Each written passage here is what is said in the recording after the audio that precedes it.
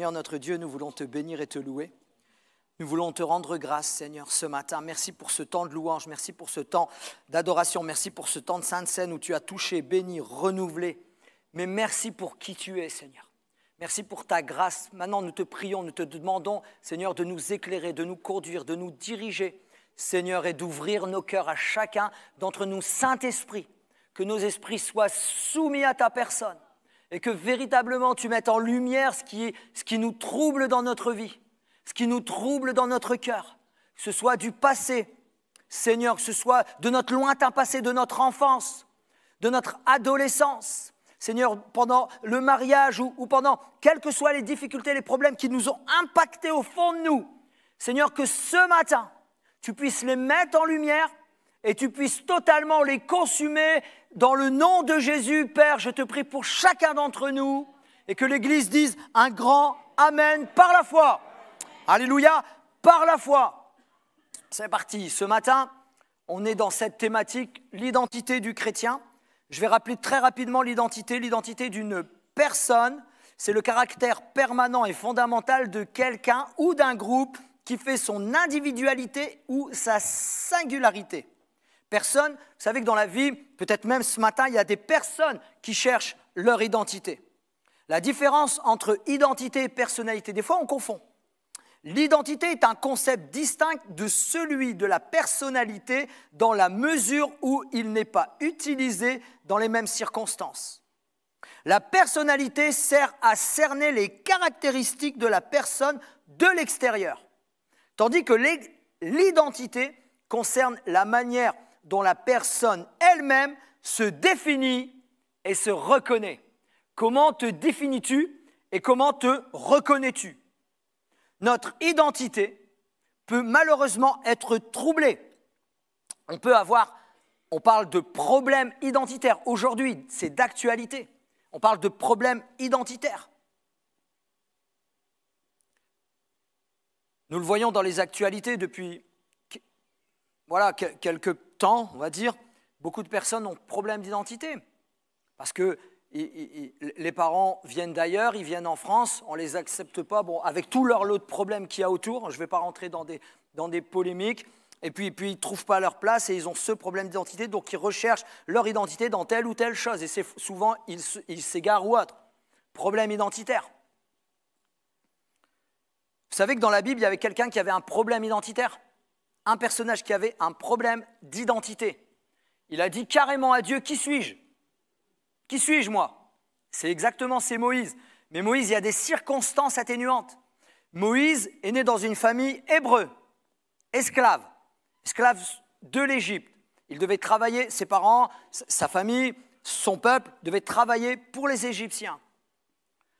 Et il y a il y a un décret qui sort de tuer tous les Hébreux parce que ça commençait à augmenter, la population commençait à augmenter très fortement et voire dépasser bientôt les Égyptiens. Et on fait un décret de tuer tous les enfants nouveau-nés. Et Moïse sort de cela par une circonstance que vous connaissez tous, les 10 commandements, le panier, etc., recueilli par la fille de Pharaon. Mais, donc recueilli par la fille de Pharaon, adopté par la fille de Pharaon, étiqueté égyptien, né de famille hébreu, mais élevé par sa propre mère. À l'âge de sevrage, on l'amène chez son autre mère, déjà on est perdu, qui va l'élever. Et il va jusqu'à l'âge de 40 ans, estampillé égyptien. Il est allé dans les meilleures écoles de son époque. Économiquement, c'est la première puissance mondiale à l'époque. Les meilleures écoles, les meilleurs enseignements. Et il était quelqu'un connu et reconnu. Si le pharaon était mort, son demi-frère, ou son demi-cousin plutôt, son cousin, bref, par alliance, c'est lui qui aurait éventuellement pris la place du pharaon. Donc il a été enseigné pour cela, élevé pour cela. Un appel de Dieu à l'âge de 40 ans, il croit faire par ses propres forces, il tue un Égyptien, mais pendant 40 autres années, il fouille dans le désert. Et dans le désert, il fait ce qu'il ne faut pas faire pour un Égyptien. Pour un Égyptien, c'est une abomination d'être berger. Et Moïse, Lui qui était prince d'Égypte devient dans le désert pendant 40 ans berger d'un troupeau qui n'était pas le sien. C'était celui de son beau-père. Bien sûr, je vais très vite. C'est pour ça qu'à 80 ans, il ne savait même pas qui il était réellement. Concrètement. Dieu l'envoie pour une mission, le mandate pour une mission, mais il lui dit « Qui suis-je » Bref, il y a toute une conversation. Mais ce que j'aime, c'est qu'à son tour, après avoir partagé, discuté avec Dieu, enfin il est convaincu, il renvoie la question à Dieu. Mais qui vais-je leur annoncer? Qui vais-je, quel Dieu vais-je annoncer? Parce que vous savez, dans le contexte polythéiste, et Dieu a répondu, Dieu dit à Moïse, je suis celui qui suis, ou je suis celui qui est. Ma conclusion est celle-ci, on pourrait s'arrêter et juste prier. Heureusement, il n'y a pas d'amen. Moi, je crois, quand on se rapproche de je suis, on commence à savoir qui on est. Alléluia. Moi, je crois, je le réitère, parce qu'il y a eu 3-4 amens et timides, mais je sens que, voilà, plus on se rapproche du je suis, plus on réalise qui nous sommes. Alléluia. C'est une vérité. L'identité du chrétien, le pasteur Laurent l'a rappelé la dernière fois, je suis le sel de la terre, je suis la lumière du monde, je suis un enfant de Dieu, je fais partie du vrai cep, je suis un canal de vie de Christ, je suis l'ami de Christ, je suis l'ami de Christ, je suis choisi et établi par Christ pour porter du fruit, je suis esclave de la justice, je suis esclave de Dieu, je suis un fils de Dieu et spirituellement, Dieu est mon Père. Gloire à Dieu. Je pourrais citer encore plein de choses comme ça, mais je m'arrête là. Mais malheureusement, dans les choses de la vie, dans les circonstances de la vie, dans notre identité propre en Jésus-Christ, nous pouvons être troublés. Et l'offense trouble ton identité. Ce matin, c'est ce qu'on va développer, mais je suis frustré parce que ce n'est pas du tout exhaustif. Il y aurait plein de choses à partager, mais je n'ai pas le temps. Alors en quelques minutes, on va essayer de synthétiser l'offense trouble ton identité. Bien sûr, l'objectif, c'est de le réaliser, de le comprendre, et puis Dieu va nous libérer. Alléluia. Hein? On va essayer qu'Alain ne bouge pas trop ce matin. Merci beaucoup Alain, ça serait gentil. Ensuite, Dieu va nous libérer. Dieu va nous renouveler. Dieu... Osez un amen. C'est pas parce que, voilà, osons un amen. Si vous êtes d'accord avec moi, bien sûr, si vous n'êtes pas d'accord, vous avez le droit de dire pas amen, mais... Mon point que je vais développer un seul, c'est notre réaction à une offense détermine notre avenir. Je réitère, notre réaction à une offense détermine notre avenir. Voyons le mot offense. Le mot offense, il a deux sens principaux. Premièrement, il désigne un affront ou un outrage que l'on fait subir à quelqu'un. Ça, on connaît.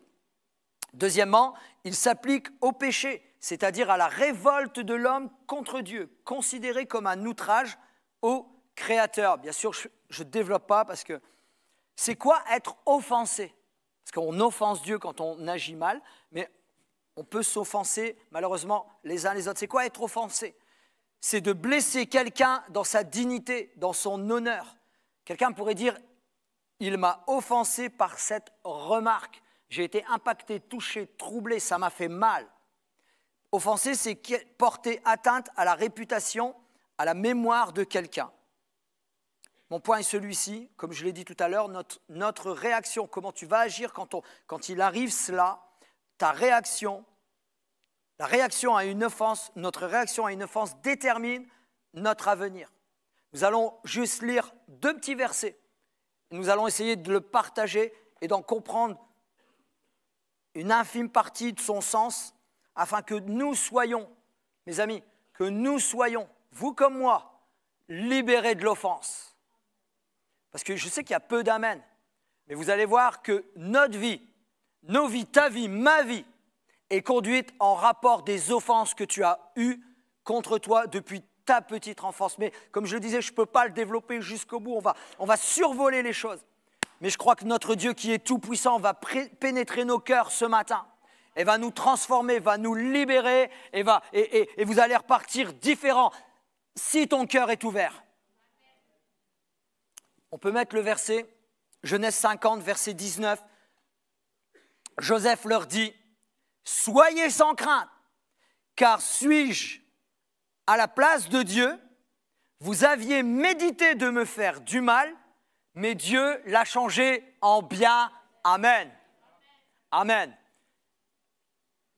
Prenons un instant, quelques secondes, et faisons un petit récapitulatif rapide sur la vie de Joseph. Joseph, fils de Jacob, qui va devenir Israël, fils de Rachel, qui est la préférée de Jacob. Il s'est marié avec elle dans des circonstances hallucinantes, incroyables. Et il a eu, dans cette circonstance, dans cette situation de mariage et de double mariage, et puis etc. Et je ne rentre pas dans les détails, la plupart des gens connaissent l'histoire, et ceux qui ne la connaissent pas, vous irez lire dans Genèse l'histoire de Jacob, c'est hyper intéressant. Jacob sort en tout cas, je veux dire, de ses entrailles, de sa vie, de sa personne, on pourrait dire de son sein, 12 gars. Bon, bien sûr, il y a une fille, il y a d'autres, mais 12 gars qui vont devenir les 12 tribus d'Israël, dont Joseph. Il y a un destin incroyable, il y a une destinée incroyable de Dieu pour toute cette famille, hallucinante. Joseph, fils de Jacob, petit-fils d'Isaac, arrière-petit-fils d'Abraham. Quand même, préféré de son papa. Ah, ça va commencer à causer des problèmes.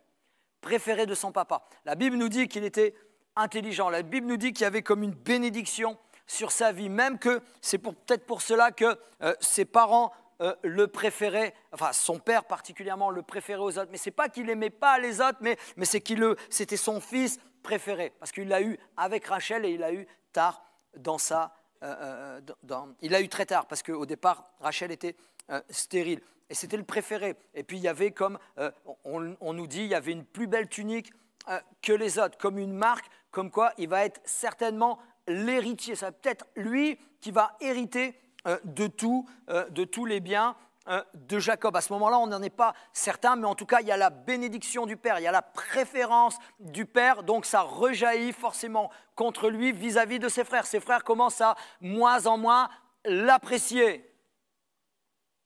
Et il ne va pas avec ses frères au champ comme les autres. Les autres vont au champ garder les troupeaux pendant des semaines et des semaines. Lui, il n'y va pas, il reste là, il reste près du Père. Peut-être il étudie les mathématiques, peut-être autre chose. Mais en tout cas, il ne fait pas les mêmes choses que ses frères.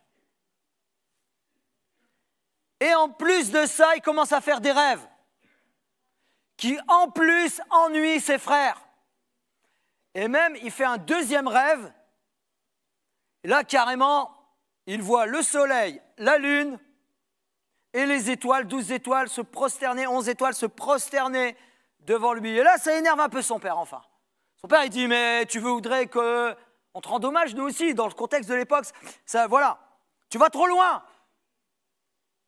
Donc ça énerve encore plus ses frères. Et ses frères, ils méditent, bien sûr, ils partent à un moment donné pendant un laps de temps et ils partent, voilà, garder les troupeaux pendant plusieurs semaines. Et il envoie Joseph, Jacob, il envoie Joseph, va voir tes frères, il ne va pas les surveiller, va les voir.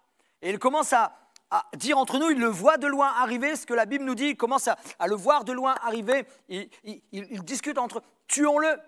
Et quelqu'un dit, mais non, on ne va pas le tuer, voilà, à un moment donné, ils l'ont jeté dans la citerne, donc la citerne, c'est ni plus ni moins un puits séché, un puits qui a séché, ils l'ont jeté dans la citerne, et à un moment donné, il voit une caravane d'Ismaélites. Les caravanes d'Ismaélites, à l'époque, ils vendaient toutes sortes d'affaires. Ils partaient en Égypte et ils vendaient bien sûr des hommes. C'était l'esclavage. Et ils ont vendu Joseph comme esclave.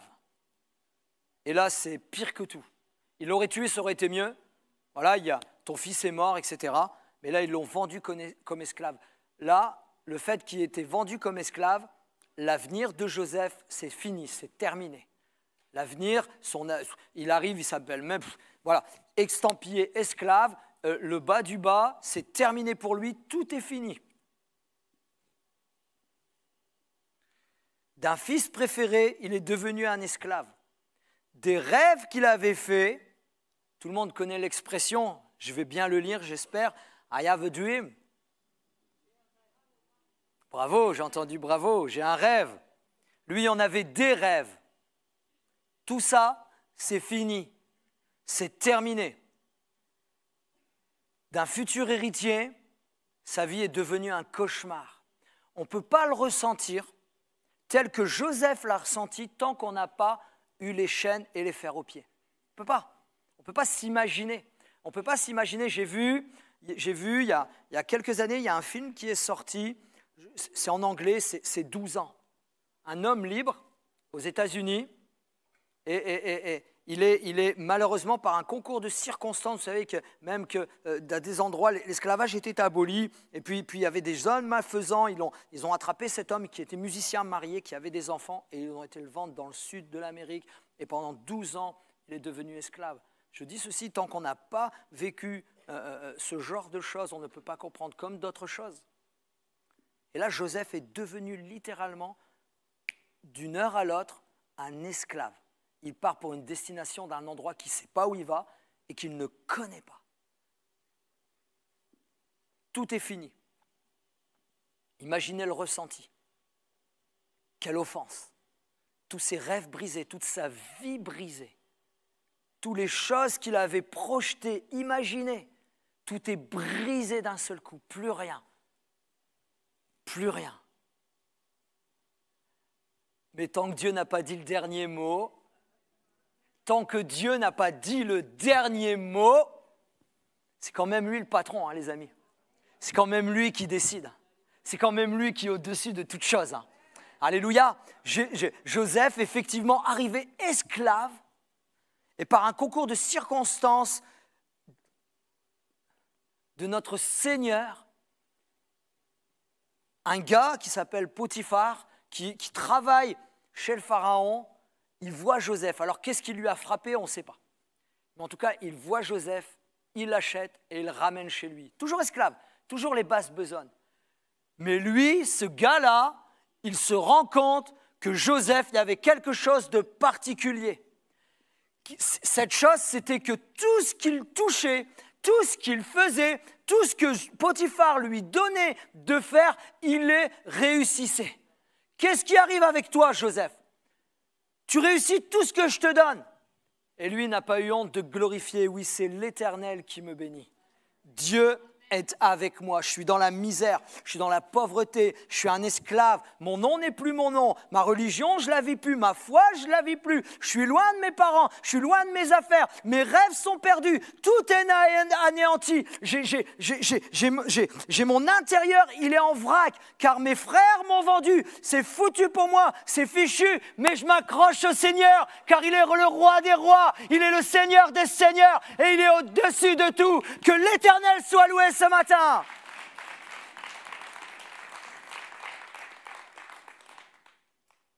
Et il devient en quelque temps, on ne sait pas trop, le premier intendant de toute sa maison. Potiphar lui dit, tu peux tout faire dans cette maison.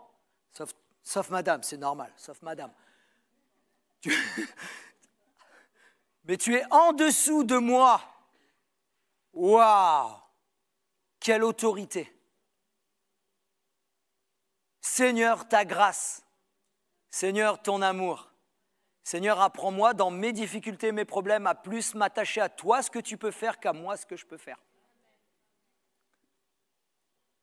Mais pendant toute cette période, je crois que Dieu n'en avait pas fini avec lui. Vous savez, des fois, on monte dans la vie, on est là, on est au bas, là. Tout est écroulé, il n'y a plus rien qui va. Et puis Dieu nous fait monter. Vous avez le droit de dire amen parce que c'est une vérité.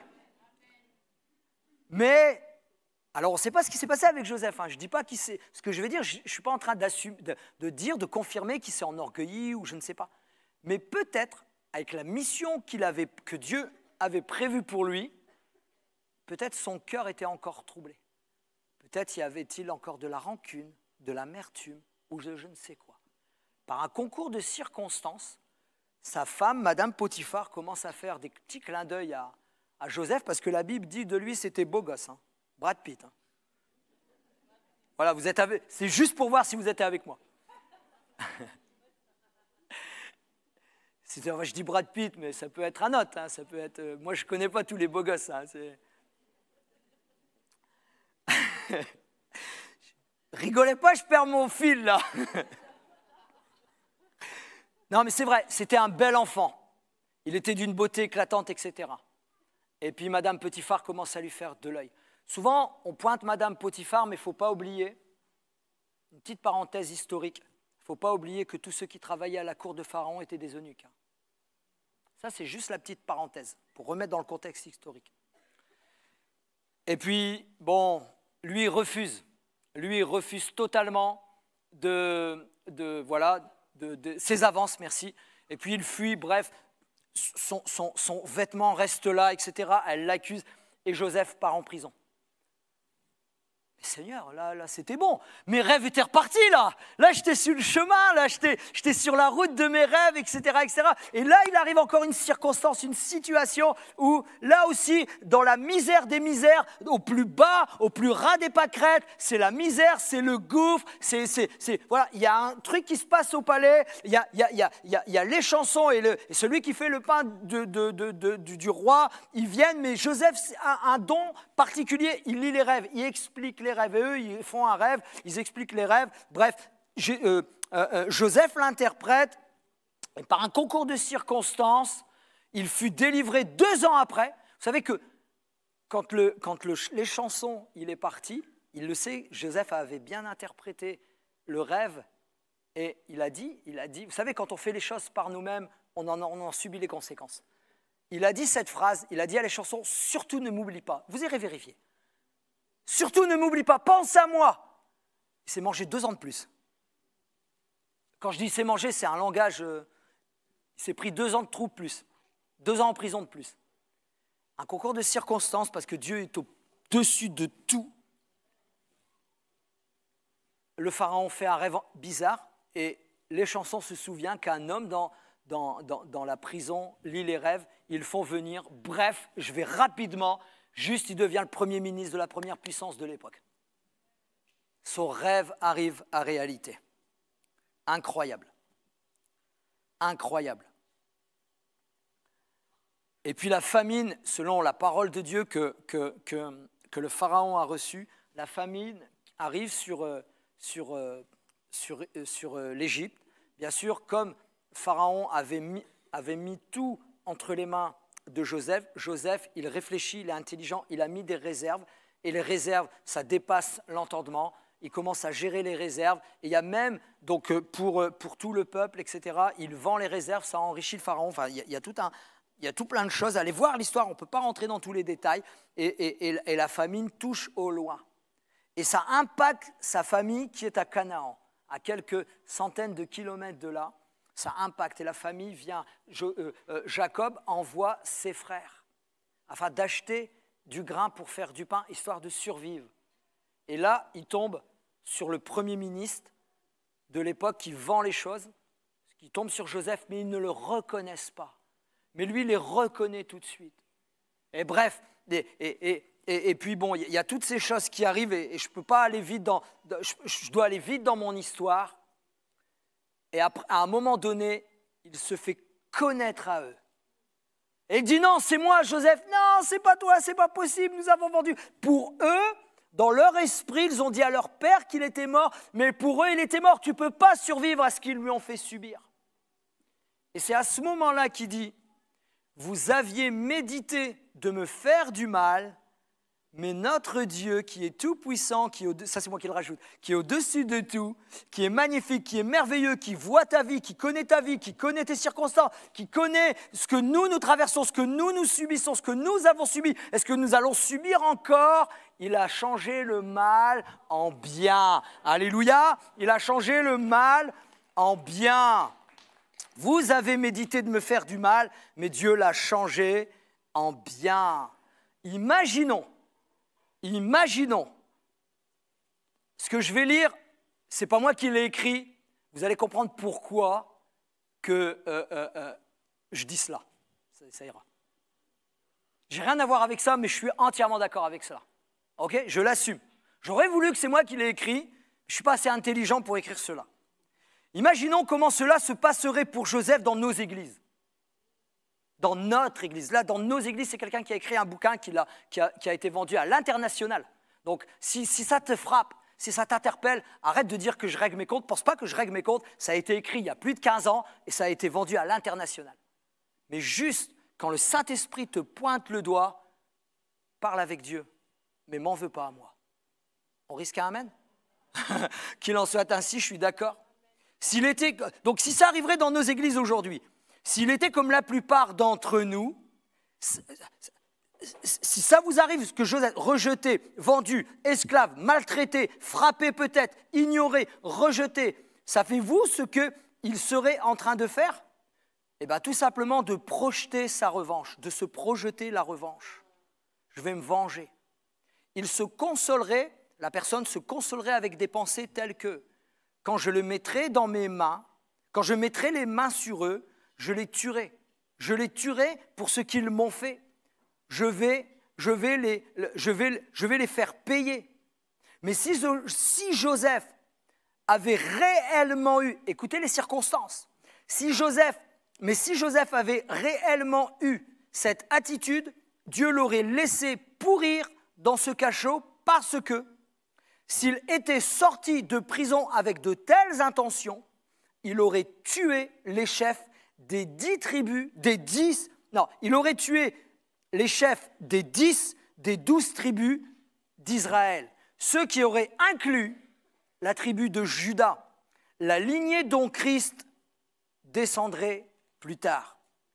Oui, ceux qui ont traité Joseph avec tant de méchanceté étaient les patriarches d'Israël. Et Dieu avait promis à Abraham qu'il susciterait une nation. C'est par leur intermédiaire que le Seigneur Jésus viendrait un jour. Vous ne pouvez pas le tuer. En fait, qu'est-ce qui devait se passer? Eh bien, Joseph, en son cœur, il a été offensé. Il y avait 2 choix.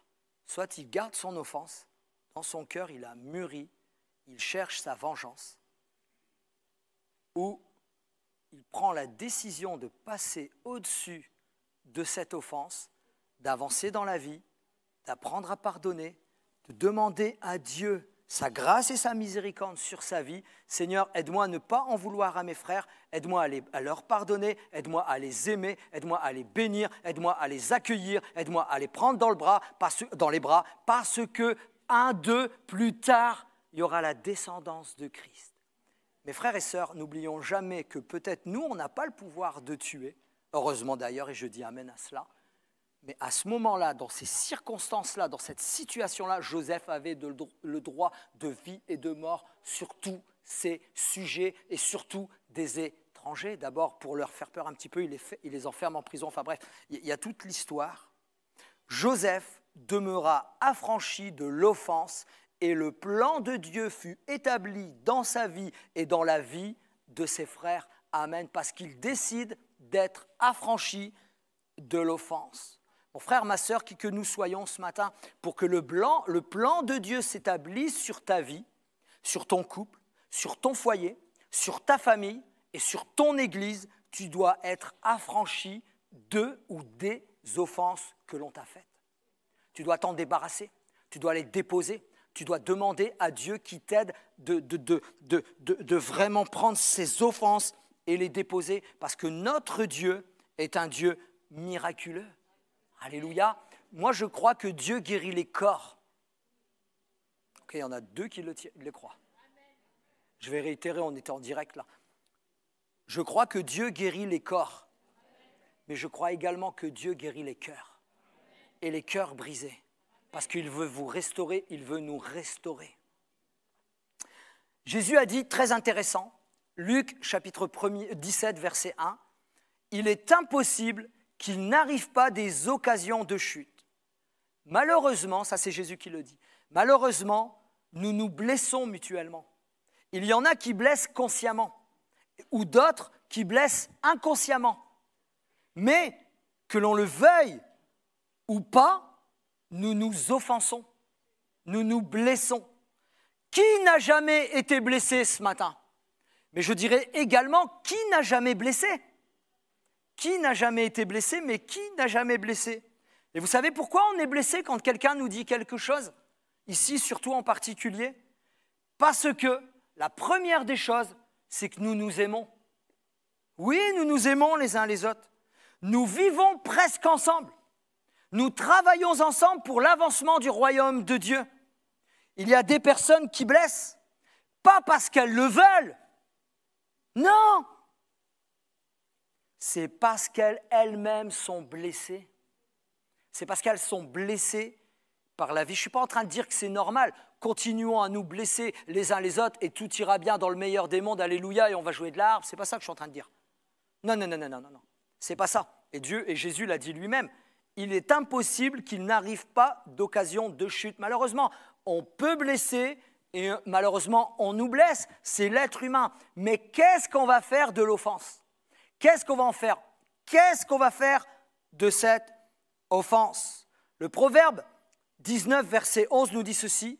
L'homme qui a de la sagesse, et l'homme et la femme qui a de la sagesse est lent à la colère et il met sa gloire à oublier les offenses. L'homme sage, la femme sage, est celui qui passe par-dessus une offense, c'est-à-dire qui supporte ou qu'il pardonne une insulte. Éric Sellarié a dit ceci. Éric Sellarié, c'est le pasteur, il est à la base de la création de Top Chrétien, c'est lui qui a créé, c'est lui qui a démarré toute chose. Que faire quand l'offense frappe à votre porte? Et il propose ceci. Choisissez d'aimer. Choisissez d'aimer. La Bible nous encourage à ne pas oublier l'offense ou à passer outre, mais à prendre le chemin du pardon plutôt que de la rancœur et de la vengeance. Le Proverbe 10, verset 12 dit ceci. La haine fait surgir des conflits alors que l'amour couvre toutes les fautes. Une autre version dit « L'amour ne tient pas compte des fautes » ou encore « L'amour pardonne toutes les fautes ». L'amour couvre absolument toutes les fautes. Mon ami, je crois que Dieu vous aide et vous rend capable d'accomplir ce geste d'amour. Je sais que c'est timide ce matin. Je sais que ça bouscule un peu les entrailles, ça bouscule le cœur. Mais Dieu dit, 1 Corinthiens, l'apôtre Paul, inspiré par le Saint-Esprit, nous écrit ceci dans 1 Corinthiens 13, verset 7. L'amour excuse tout, il croit tout, il espère tout, il supporte tout.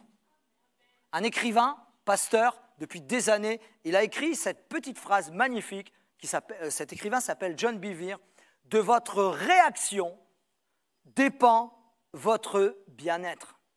De nos réactions à l'offense dépendent notre bien-être. » Alors, qu'est-ce qui peut nous offenser ce matin? Il y a plein de situations, plein de choses qui peuvent nous offenser malheureusement. Ça peut être une situation familiale. Peut-être quelqu'un ce matin ressent de l'injustice. Qu'est-ce qui peut nous offenser? C'est le refus total d'une personne que tu aimes de se donner au Seigneur. Ça peut être une offense dans ses entrailles. Ça te fait mal parce que cet agissement offense le Seigneur et tu le sais. Et tu sais ce qui va se passer. Mais je dirais ceci, que Dieu n'a pas dit son dernier mot. Alors attends-toi, persévère, accroche-toi, prie encore. Qu'est-ce qui peut t'offenser? Une ou des personnes ont dit du mal de toi. Peut-être tu t'es disputé avec quelqu'un qui t'est cher. Peut-être tu ne comprends pas ou tu ne comprends plus la personne avec qui tu t'entendais super bien avant. Tu ne te comprends pas, tu ne te comprends plus, tu ne comprends plus cette situation, tu n'acceptes pas, tu n'y arrives pas. Et le Seigneur te dit et t'encourage, passe au-dessus, laisse-moi faire, délaisse, abandonne, fais-moi confiance, dépose-moi ton fardeau, dépose-moi ce qui te fatigue, dépose-moi ce qui te fait mal, dépose-moi parce que je t'aime, parce que je t'aime. Il y en a qui veulent la justice, je le disais tout à l'heure.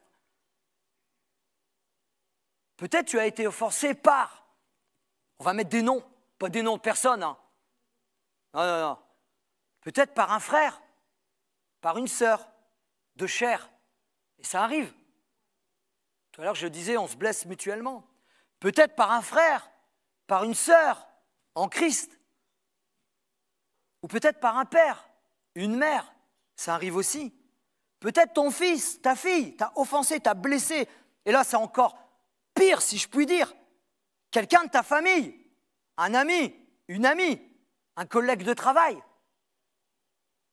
On a vu quelques situations qui peuvent nous offenser et on a vu des personnes qui peuvent nous offenser. Ce matin, je réitère, tu dois crier à Dieu. Tu dois crier à Dieu, Éternel, son de mon cœur. Éternel, son de moi, restaure-moi, remplis-moi, donne-moi ta paix, donne-moi ta joie, donne-moi d'oublier, aide-moi d'aller plus loin, aide-moi d'avancer, aide-moi d'oublier, aide-moi de passer au-dessus de cet obstacle, aide-moi d'oublier cette offense, aide-moi à bénir le frère qui m'a offensé. La Bible dit, Jésus a dit, priez pour ceux qui vous persécutent, prions pour ceux qui nous font du mal.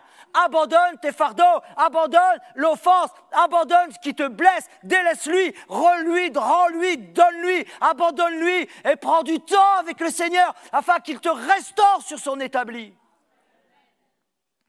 Éternel, son de moi, aide-moi à abandonner toutes les offenses qui me font mal. Je vais vous raconter une histoire vraie. C'est une famille. Ils s'aiment les uns les autres. Un papa, une maman, 4 enfants. Les enfants grandissent. Les enfants, quand ils chicanent, quand ils sont petits, ils chicanent petits. Vous voyez ce que je veux dire? Et quand ils grandissent, ils chicanent grand. Ils se disputent grand. Sinon l'enjeu vaut la chandelle, quoi. Sinon ça ne vaut pas le coup. Mais là, c'est une famille qui s'entend. C'est une famille, bien sûr, ils sont tous différents, mais ils s'entendent. Ils s'aiment parce qu'ils ont reçu une éducation estampillée, peut-être pas par l'amour que j'ai découvert, qu'on peut découvrir comme ça. Et puis plusieurs ont découvert un vrai amour. C'est l'amour qui vient de Dieu, c'est l'amour véritable, c'est l'amour le plus puissant, etc. Mais en tout cas, ces frères et sœurs, cette famille-là, ils sont liés par le sang. C'est beau ça, hein? Ils sont liés par le sang. Quelque chose arrive, l'un lève la main, ils sont là, même s'ils sont à des distances, etc. Et dans cette famille-là, un trouble leur tombe dessus. Un truc leur tombe dessus. La maman devient malade. La maman devient dépressive. La maman devient même diagnostiquée bipolaire. Elle vit la bipolarité. Et ça met un raz-de-marée sur cette famille, ça déstabilise tout le monde pendant des années, ils ne comprennent rien, personne ne les reçoit, les psychiatres, les trucs, ils ne comprennent rien, ce n'est pas des gens qui connaissent, qui comprennent rien. Et puis c'est le haut, le bas, tentative de suicide, 1, 2, 3, 4, ça bouleverse, ça frappe les cœurs. Il y a une incompréhension totale. Et à un moment donné, dans ce tourbillon de folie, dans les choses de la vie, vous savez, la vie continue, les gens travaillent, les gens se marient, les enfants commencent à avoir les enfants commencent à avoir des enfants, et puis on part à droite, à gauche pour le travail, et puis à un moment donné, les parents se séparent parce que tout simplement, vous savez, c'est un clash, c'est dur, c'est bouleversant. Le mari ne comprend plus, c'est plus ce qui se passe. Et puis il y a la séparation, et puis à un moment donné, la distance fait que, et à un moment donné, un des fils entend parler qu'on va mettre la maman dans un hôpital psychiatrique. Il entend parler, il dit, c'est quoi ce truc? C'est non. Non, je dis non, je boycotte, je dis non, je la prends à la maison. Le gars dit, je la prends à la maison. Parce qu'il pense qu'avec lui, ça va aller. Mais il se rend compte au bout d'1 mois, 2 mois, 3 mois, le fils n'est pas infirmier, n'est pas docteur. C'est une spécificité terrible. Et un concours de circonstances, il se passe un drame, encore une fois, parce qu'on n'arrive pas à gérer, on n'arrive pas à contrôler. Et puis, elle rentre dans un autre hôpital, mais cet hôpital décide de s'en occuper sérieusement. Les enfants n'ont plus accès, l'hôpital s'en occupe, et ils vont le placer dans un centre d'accueil spécifique, chez une personne. Et là, le fils ne comprend plus, le fils ne comprend rien. Il commence à poser des questions au psychiatre, commence à poser des questions, à savoir ce qui se passe, à connaître parce qu'il y avait un contrat de signé. Cette maman-là était comme une famille d'accueil spécifiée, avec une spécificité sur ce domaine-là bien précis. Il ne comprend pas le contrat, il commence à poser des questions, les tenants et les aboutissants, et à un moment donné, ça clash avec le psychiatre. Et il retourne le psychiatre contre le fils. Il retourne la mère, il retourne sa patiente contre le fils. Et le fils est déstabilisé et il ne comprend plus rien. Le psychiatre reçoit les frères et sœurs et il met comme l'enfant a tenu tête à un psychiatre diplômé d'eux. Il a tenu tête, juste il voulait savoir. Il a retourné toute la famille contre la personne, contre le fils. Tout s'est retourné contre lui. C'est le mauvais, c'est le méchant, il ne s'en occupe pas, et ceci, et cela. Toute une liste de choses. Et les frères et sœurs, et la maman avec, se retournent contre le fils. Et pendant des années, le fils a traîné cette offense. Le fils a eu mal, le fils a souffert, le fils ne comprenait pas, le fils ne comprenait pas. Mais le fils a décidé d'abandonner cette offense. Le fils a décidé de mettre un pas sur cette offense. De dire, Seigneur, moi je ne veux pas vivre comme ça. Moi je ne veux pas vivre dans cette situation où oui, ils m'ont fait mal, oui, ils n'ont pas compris. Mais ce fils avait deux décisions. De revendiquer la vérité, et il aurait pu le faire. D'établir des dossiers, de revendiquer la vérité, de démontrer la vérité par A plus B. Ou de dire, Seigneur mon Dieu, toi qui es au-dessus de tout, toi qui connais tout, toi qui me connais et qui connais cette situation-là et qui connais ce psychologue et qui connais ses frères et sœurs, arrange cette situation. Moi, je te la donne. Je ne veux plus qu'elle me tourmente, le fils d'Islam. Et par un concours de folie, parce que Dieu, la croix est une folie pour l'homme. Et Dieu est au-dessus de nos pensées. Par un concours, une circonstance, une situation incroyable, eh bien, je vais rapide, toute cette famille s'est réconciliée. Parce que Dieu est au-dessus de tout. Et vous savez pourquoi il y a eu réconciliation? Il n'y a même pas eu de discussion de tenants et d'aboutissants, de calculs mentaux et de je ne sais quoi, et de démontrer par A plus B qui avait tort, qui avait raison.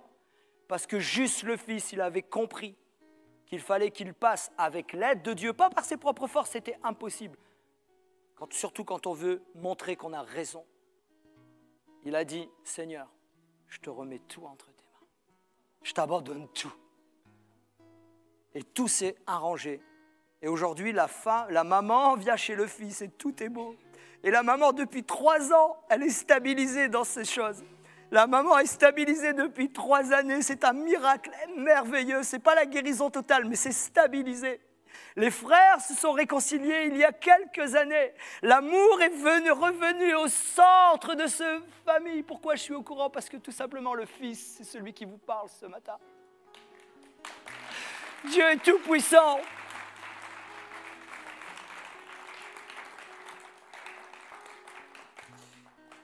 Mes amis, il y a peu de personnes qui ont subi le traitement de Joseph, reçu par ses frères.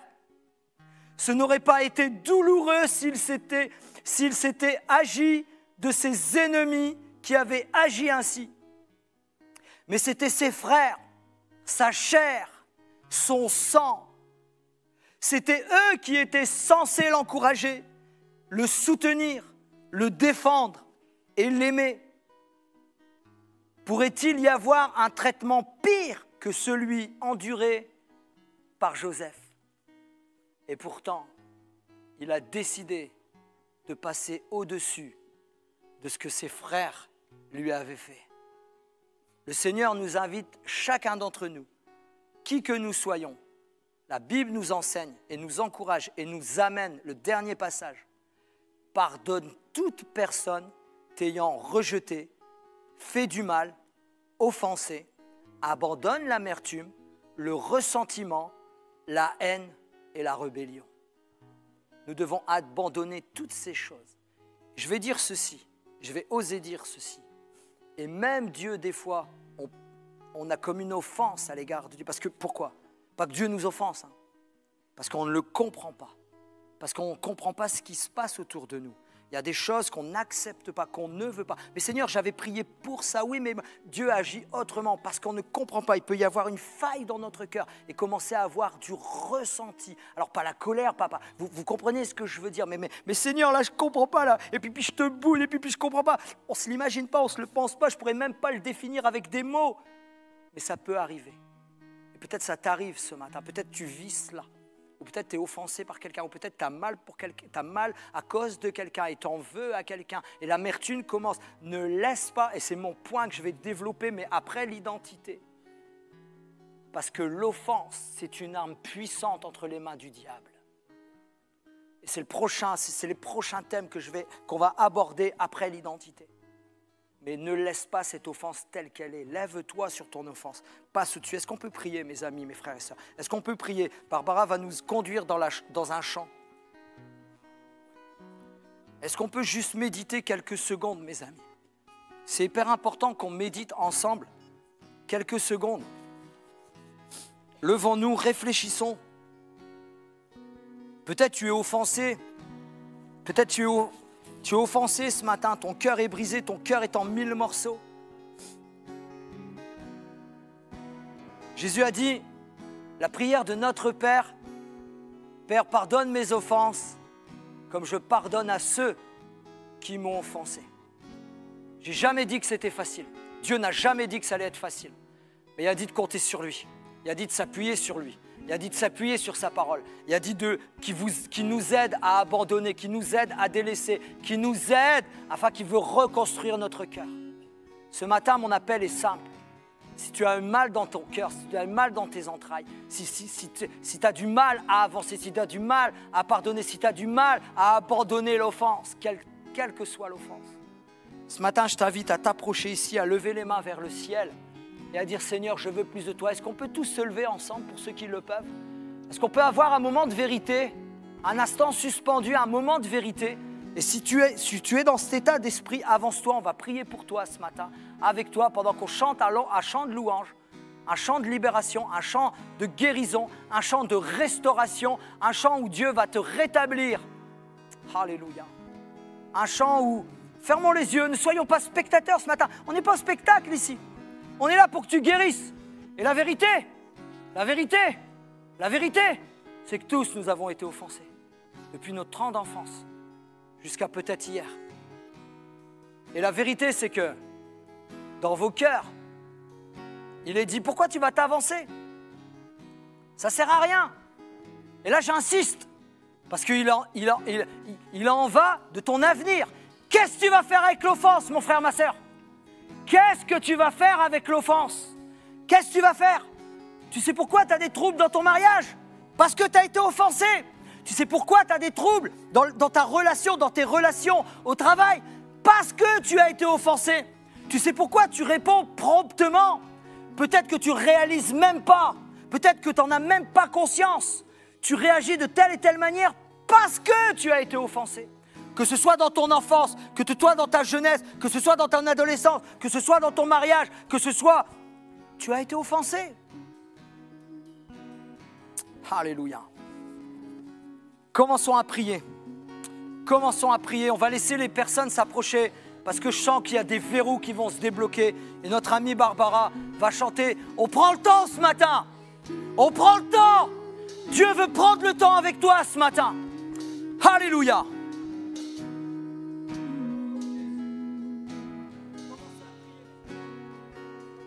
Son amour, un soleil brillant, un orage grondant, une pluie qui descend.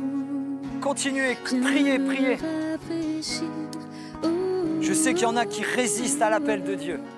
Je le sais. Je vous dis, moi j'étais devant. Je suis devant.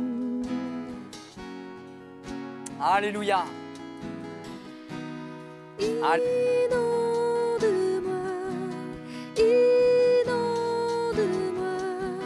viens remplir mon âme assoiffée. Inonde-moi,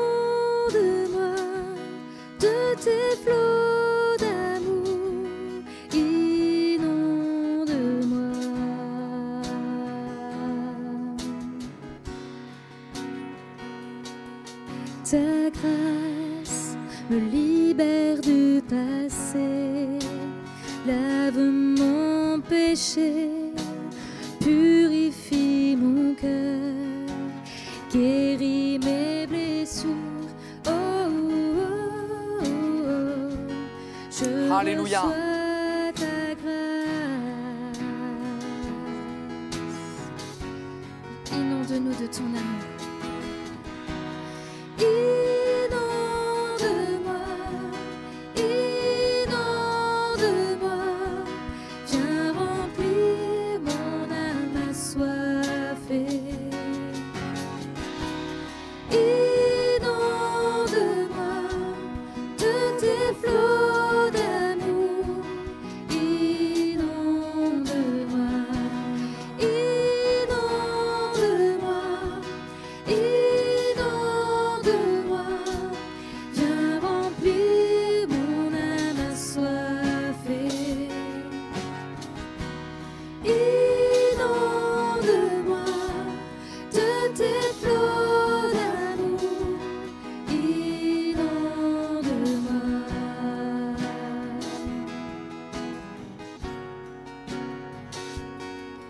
Je viens déposer mon fardeau là devant tes pieds.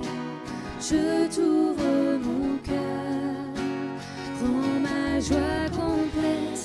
Oh, oh, oh, oh, je reçois ta paix.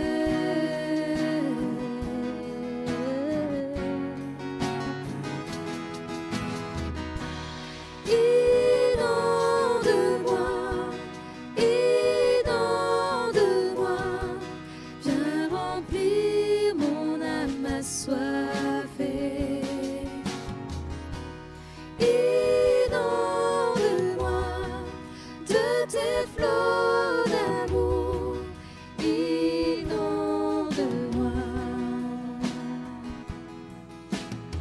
On va reprendre. Je viens déposer mon fardeau. Je viens déposer mon fardeau là devant tes pieds. Je t'ouvre mon cœur, rends ma joie complète. Oh, oh, oh, oh, je reçois ta paix. Demandons-lui, remplis-nous de ton amour. Alléluia. Inonde-moi, inonde-moi, viens remplir mon âme assoiffée. Inonde-moi de tes flots d'amour. Inonde-moi, inonde-moi, inonde-moi, viens remplir mon âme assoiffée. Inonde-moi de tes flots d'amour. Inonde-moi.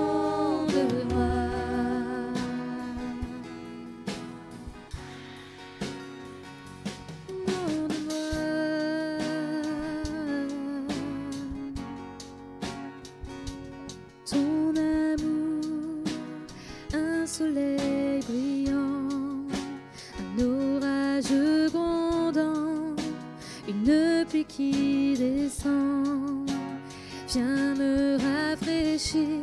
Oh, oh, oh, oh, je reçois ton amour.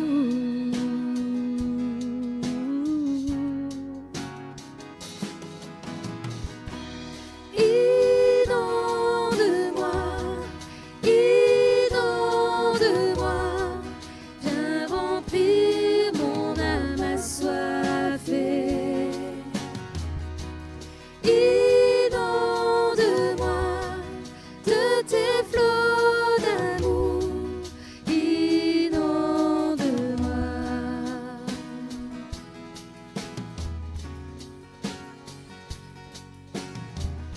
Que même là où nous sommes, nous puissions intercéder et prier. Alléluia. Élevons nos voix. Demandons la guérison. Même si nous ne sommes pas avancés, prions pour ceux qui sont là. Que l'amour de notre Père nous envahisse et qui nous aide à être restaurés, à être guéris. Oui, nous recevons son amour ce matin. Alléluia.